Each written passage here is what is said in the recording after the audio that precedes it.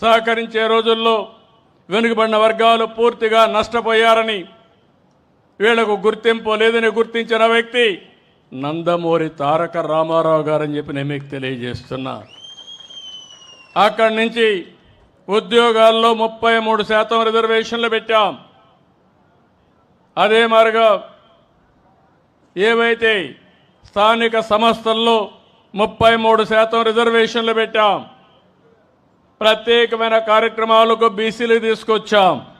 ఇలాంటి కార్యక్రమాలు మీరు చూస్తే అనేక కార్యక్రమాలు తీసుకొచ్చి ఇప్పుడు కూడా నేను చెప్తున్నా, తెలుగుదేశం పార్టీకి వెన్నెముక వెనుకబడిన వర్గాలు, అలాంటి వెన్నెముక అయినటువంటి వెనుకబడిన వర్గాల్ని పూర్తిగా ఆదరించే బాధ్యత తెలుగుదేశం ప్రభుత్వానిది, పార్టీది.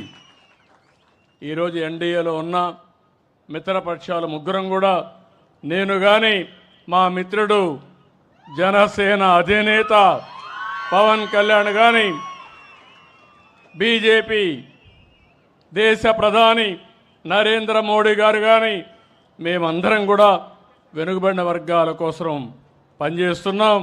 న్యాయం చేసే పార్టీ ఎన్డీఏ అని చెప్పి కూడా నేను మీకు తెలియజేస్తున్నా. 1988లో నాయి బ్రాహ్మణ్ ఫెడరేషన్ పెట్టాం. 2016లో ఎంబీసీ ఫెడరేషన్ పెట్టాం. ఈరోజు దగ్గర 140 వర్గాలు ఉన్నారు, 140 కులాలు ఉన్నాయి.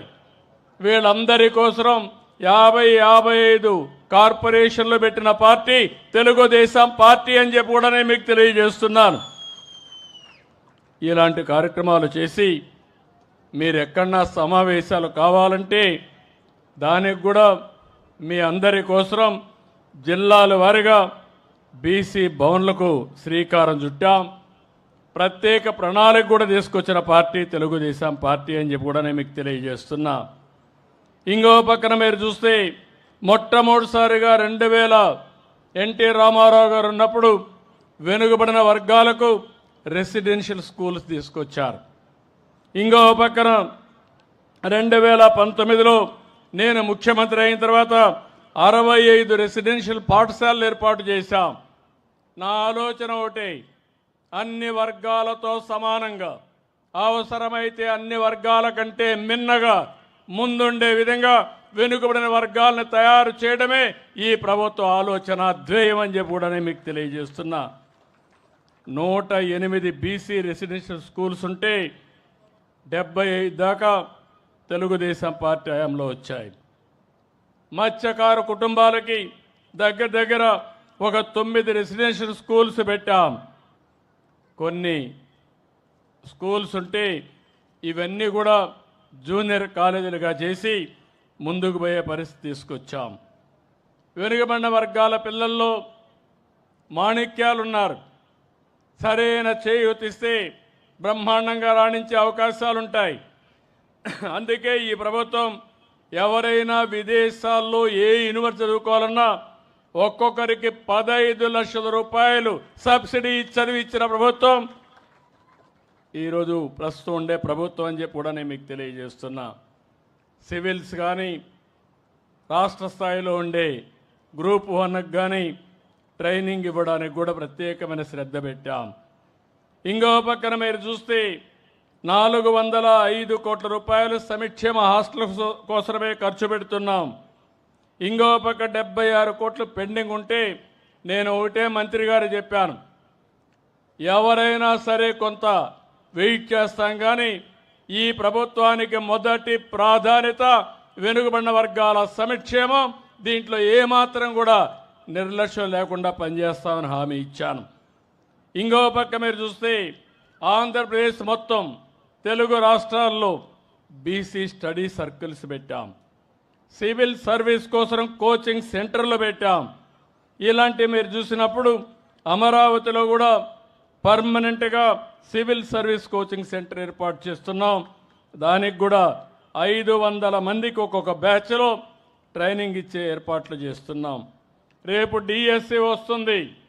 డిఎస్సిలో ఎక్కువ మంది బీసీలు పాస్ కావడానికి ప్రత్యేకంగా 5720 మందికి శిక్షణా కార్యక్రమాలు పెట్టి వారికి ఎక్కువ ఉద్యోగ అవకాశాలు కల్పిస్తాం.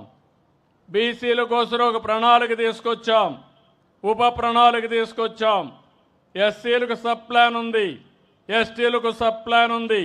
అదే మరిగా బీసీలకు కూడా ఒక సబ్ ప్లాన్ తీసుకొచ్చి దగ్గర ఈ సంవత్సరం 48,000 కోట్ల రూపాయలు బీసీల సంక్షేమానికి ఖర్చు పెడతామని చెప్పి కూడా నేను మీకు తెలియజేస్తున్నా. ఇంకో పక్క ఆదరణ 1 తీసుకొచ్చాం. ఇప్పుడు ఆదరణ 1, 2 కూడా పూర్తి చేశాం. ఇప్పుడు ఆదరణ 3 కింద ప్రతి సంవత్సరం 1,000 కోట్ల రూపాయలు ఖర్చు పెట్టి ముందుకు వెళ్తాం. నేను ఒకటే ఆలోచించాను, అన్ని వర్గాలు పైకి రావాలి, అందరినీ ఆర్థికంగా పైకి తీసుకురావాలి. షెడ్యూల్ కులాలు ఉన్నాయి, వాళ్లకు ఇబ్బందులు ఉన్నాయి, వాళ్లకు న్యాయం చేస్తాం. అదే మరి షెడ్యూల్ తెగలున్నారు, వీళ్ళు అడవుల్లో ఉంటారు, ఇంకా అనాగరికంగా చాలా బాధపడుతున్నారు, వాళ్ళ కోసం పనిచేస్తాం. మైనారిటీ సోదరమణులు ఉన్నారు, మైనారిటీలు కూడా ఆర్థికంగా వెనుకబడ్డారు. ముస్లిమ్స్లో చాలామంది పేదవాళ్ళు ఉన్నారు, వాళ్ళను కూడా గుర్తించి వారి అభివృద్ధి కోసం కూడా పనిచేస్తున్నాం.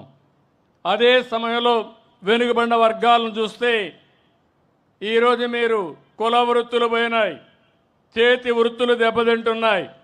అందుకే నేను ఆలోచిస్తున్నా, మీ ఆదాయాన్ని పెంచడానికి ప్రత్యేకమైన కార్యక్రమాలకి శ్రీకారం చుట్టాం. స్వర్ణకారుల కోసం ప్రత్యేకమైన కార్పొరేషన్ ఏర్పాటు చేశాను.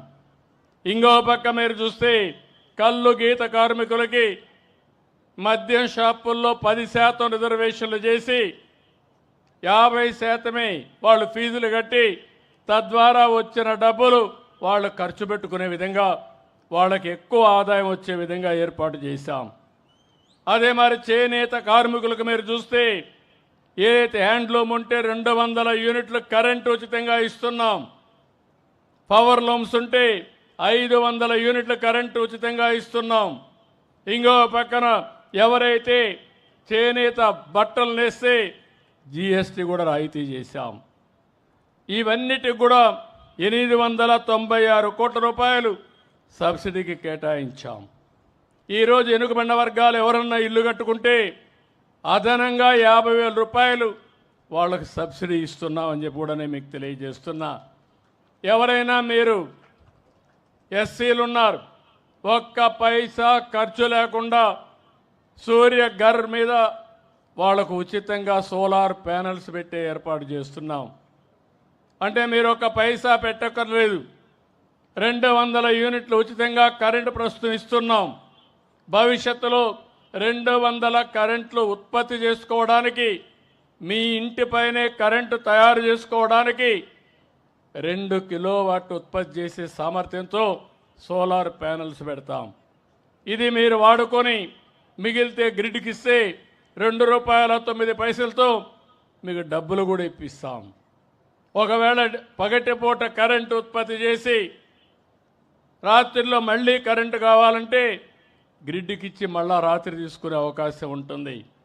బీసీలకైతే 2 కిలోవాట్లు అయితే 60,000, అదనంగా 20,000 రూపాయలు సబ్సిడీ. 3 కిలోవాట్లు అయితే 98,000 రూపాయలు సబ్సిడీతో వాళ్ళని ఆదుకునే బాధ్యత ఈ ప్రభుత్వం తీసుకున్నాం. వాళ్ళు కూడా ముందుకొచ్చి ఇంటిపైనే కరెంటు ఉత్పత్తి చేసుకోవాల్సిందిగా కోరుతున్నా. ఇలాంటి కార్యక్రమాల వల్ల మీకు వెసులుబాటు వస్తుంది. ఎవరైతే నాయి బ్రాహ్మణుల దేవాలయం